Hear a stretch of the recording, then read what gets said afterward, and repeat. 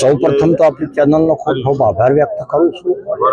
સદારામ સેવા સમિતિ ગુજરાતની વિચારધારા એટલે સદારામ બાપુના અધૂરા કાર્યો પૂરા કરે. સદારામ બાપુનું સપનું હતું કે ગુજરાતનો સર્વ સમાજ વ્યસન મુક્ત બને, સર્વ સમાજ શિક્ષિત બને અને સર્વ સમાજ સમરસ બને. એ ધ્યેય સાથે ગુજરાતની અંદર સદારામ સેવા સમિતિ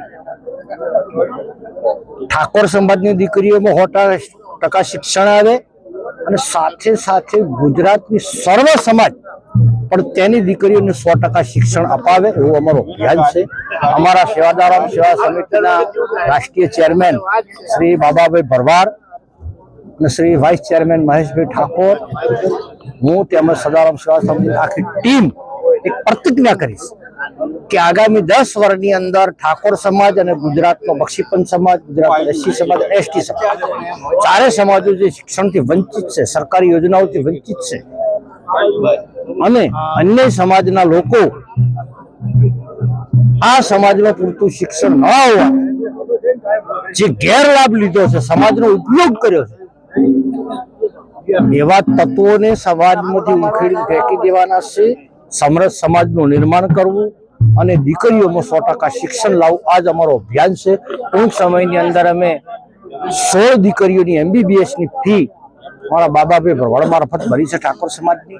તેવી રીતે હવે અમારો અભિયાન છે કે સમગ્ર ગુજરાતમાં OBC સમાજ, SC સમાજ, ST સમાજ, સમસ્ત ક્ષત્રિય સમાજ, આ ચારે સમાજની અંદર 12 સાયન્સ કરેલી દીકરી હોય, બાયોલોજી વિષય હોય અને તેને MBBS માં એડમિશન લેવું હોય, કદાચ એની મા બાપની સ્થિતિ આર્થિક ના હોય તો એની સંપૂર્ણ ફી ભરી અને તેને ડોક્ટર બનાવવું એટલે 10 વર્ષની અંદર સમગ્ર ઠાકોર સમાજને ક્રાંતિ લાવી છે. શિક્ષણ સાથે સમાજના પાટણ સમાજ હવે કુરિવાજો છે, લગ્નના ને બેસવાના એ પણ પડતા પછી કુરિવાજો બંધ કરવા, ખોટા ખર્ચા બંધ કરવા એ પણ જો સમજી રહ્યા છે. મેં પહેલાથી તમને કીધું પૂજ્ય સદારામ બાપુનું સપનું હતું કે સમાજ ખોટા ખર્ચા બંધ કરે, વ્યસન દૂર કરે, ફેશન છોડે, અદેખાઈ છોડે અને સમરસ સમાજનું નિર્માણ થાય, શિક્ષિત સમાજ થાય અને તમામ વ્યસનો દૂર થાય. સમગ્ર ગુજરાતની અંદર એક સૂત્ર આપ્યું છે કે એક સમાજ એક રિવાજ. આખા ગુજરાતમાં ઠાકોર સમાજનો એક જ રિવાજ હોવો જોઈએ, આખા ગુજરાત. અને એવા 5 મુદ્દા નક્કી કરીને 7/12 રોજ હું ડિક્લેર કરવાનો છું કે સમગ્ર ગુજરાતનો ઠાકોર સમાજ 5 મુદ્દા પાળે. એક ઠાકોર એક રિવાજ ગુજરાત એવું અમારું સૂચવું છે.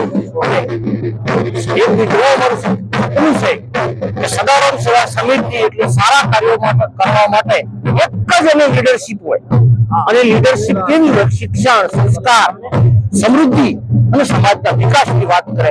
બાકી રાજકીય પાર્ટીઓથી પર રહી અને હવે સમાજનો વિકાસ કરવો પડશે. સૌને જય માતા, જય જય.